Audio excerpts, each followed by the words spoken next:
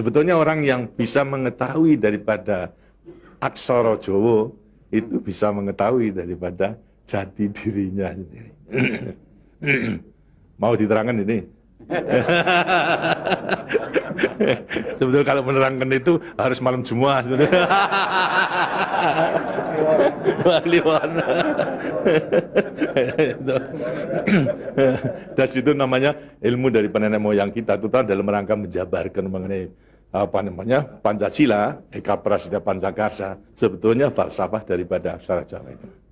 Kan daripada aksara Jawa ada 20 tuh, Hono Coroko, Doto Sawolo, Podo Joyono, Mogo Bodongo, 20 itu. Itu betul-betul merupakan gambaran daripada nenek moyang kita untuk menjelaskan kepada kita mengenai sangkan paran kita, sangkan paran ing dumadi. Dari mana kita akan kemana daripada kita itu. Nah, kemudian akan bisa mengetahui dirinya sendiri selama hidup di dunia. Disebutkan Hono Coroko.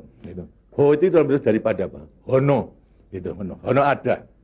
No itu daripada apa? Dari wujud daripada Hono. Mulai daripada Gono Legeno. Gono itu belum wujud, belum berbentuk. Legeno itu masih belum ada sandangan, masih utuh. Itu belum ada taling tarungnya dan sebagainya, masih belum sandangan. Terus Hono.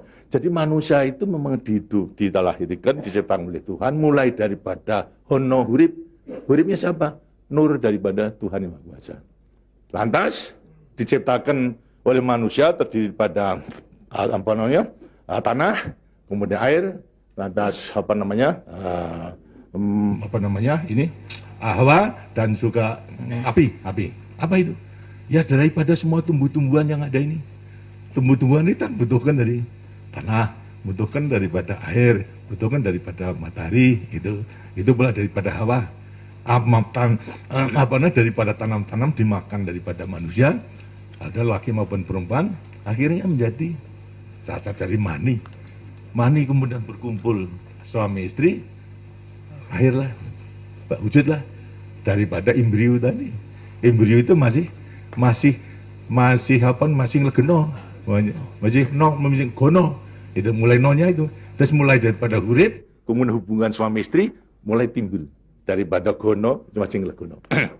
Legono. Kemudian lantas setelah itu tumbuh daripada embrio tersebut menjadi jabang bayi yang kemudian dilengkapi dengan coroko. Apa itu? Cipta rasa karsa. Itu coroko. Daya cipta, daya rasa dan karsa. Semua ada. Itu. Setelah itu kemudian lantas apa? Doto sawolo. Itu apa? Manusia itu setelah diberikan panca indera, diberikan sandangan panca indera, cipta rasa karsa, juga diberikan sifat Tuhan. Sifat zat kang datan sawolo, datan salah. Sifat dari yang tidak salah itu hanya Tuhan. Ya, kalau manusia ini salah, tapi kalau Tuhan itu tidak salah. Oleh karena semua manusia diberikan sama sifat daripada Tuhan yang tidak salah. Itu Doto sawolo, datan sawolo, tidak pernah salah. Sifat daripada Tuhan. Tapi sebagai manusia juga tidak diberikan itu. Diberikan sifat yang bertentangan dengan sifat baik itu, sifatnya Tuhan. Yang jelek. Kalau kita misalnya sabar, kan juga mempunyai hati berangasan. Ya. Nah, kemudian lantas kita jujur. Tempo-tempo juga penipu. Ya. Semuanya diberikan sifat itu, sifat yang bertentangan dengan zat kang datan sawolo. Tahu sama kekuatannya. Podo joyonya. Dua sifat bertentangan yang sama kekuatannya. Semua kekuatannya. Ada pada kita itu kalau kita menerima. Itu. Tinggal sekarang manusianya sendiri. Itu. Manusianya sendiri setelah mengetahui diberikan sifat, dua sifat yang bertentangan, yang sama kekuatannya, akan diapakan ini? Itu. Lantas sekarang Doto Sawolo, Podo Joyo, Mogo Bodong. Mo itu sukmo, go itu satu. Itu Mogo Bo badan. Jadi selama sukmo masih satu dengan badan, sukmo masih manunggal di badan, manusia hidup. Selama itu masih ada, diuji dalam rangka dua sifat yang bertentangan tadi. Itu. Yang Podo Joyo tadi. Itu. Lantas, tapi kalau kemudian lantas sukmo sudah pisah dengan badan, itu lantas apa? Badannya tinggal menjadi apa? Badan. Nah, tinggal pertanyaannya, sukmonya mau kemana? Sukmanya mana? Ya terserah kepada saudara-saudara semua. Mana-mana itu. Jadi semuanya tergantung pada dirinya. Semua diberi perlengkapan yang sama. Tuhan Maha Hadir, tapi tinggal kepada dirinya masing-masing dalam mengendalikan. Kalau mau yang diujar itu adalah memang yang bertentangan yang jelek, bukan sifat Tuhan, ya tempatnya juga sudah ada. Di neraka, tidak bahagia di dunia dan di akhirat nanti. Tapi kalau yang dikendalikan atau yang dilayani itu adalah sifat daripada Tuhan, ya dengan sini akan dekat kepada Tuhan. Kan Tuhan itu kan tidak mewujud, gitu. Tidak bentuk, tapi sifatnya ada. Jadi kalau kita mau kembali dekat kepada Tuhan, ya membawa sifat yang baik itu, sifat Tuhan kepada Tuhan. Itu sebenarnya gampangnya daripada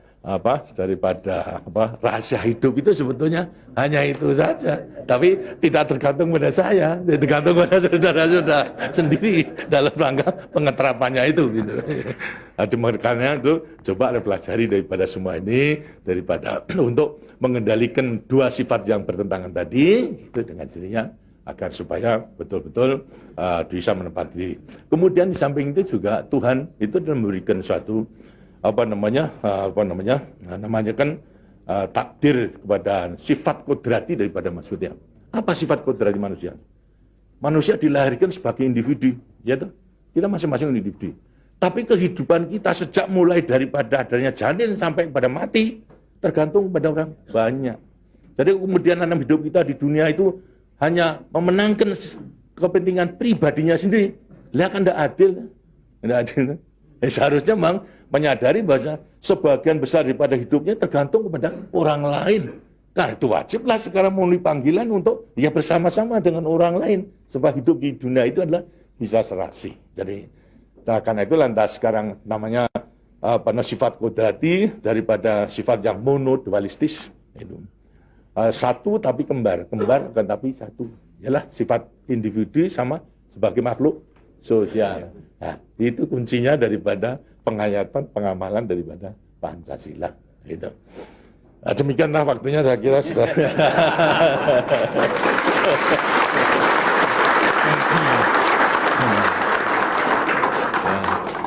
Walaupun ini tidak cuma kliwon, tapi minggu, karena itu sebagai peninggalan daripada ilmu, dari peninggalan moyang kita, yang namakan juga ilmu kasunyatan sama sangkan paraning dumadi itu sebetulnya ilmu kebatinan dalam arti bukan klenik. Kebatinan dalam arti mendekatkan diri kepada Tuhan, kepada Tuhan. Jadi orang mengatakan itu klenik, itu bukan.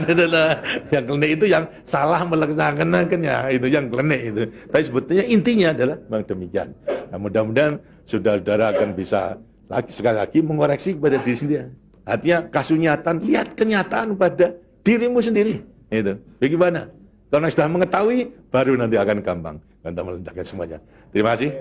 Dan demikianlah daripada penjelasan.